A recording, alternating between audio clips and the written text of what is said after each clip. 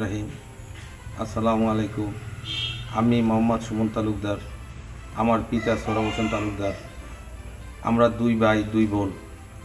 আমার বাবা মারা গেছে 2020 সালে।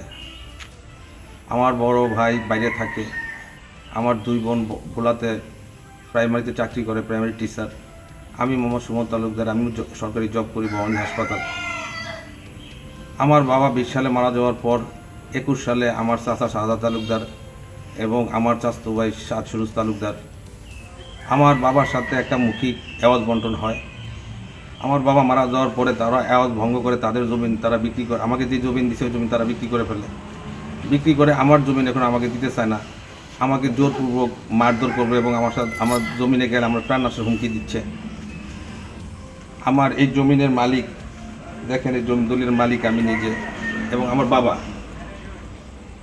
এবং এই জমিন আমি নামজারি করছি, নামজারি খৈতান সব আছে।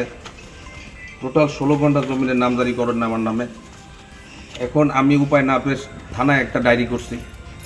থানার দারোগা আসার পরে দারোগার সাথে সে খারাপ ব্যবহার করছে এবং দারোগা যাওয়ার পরে আমাকে প্রাণনাশের হুমকি দিচ্ছে, মারবে, তারপরে আমাকে বাড়িতে ঢুকতে দিতেছে না।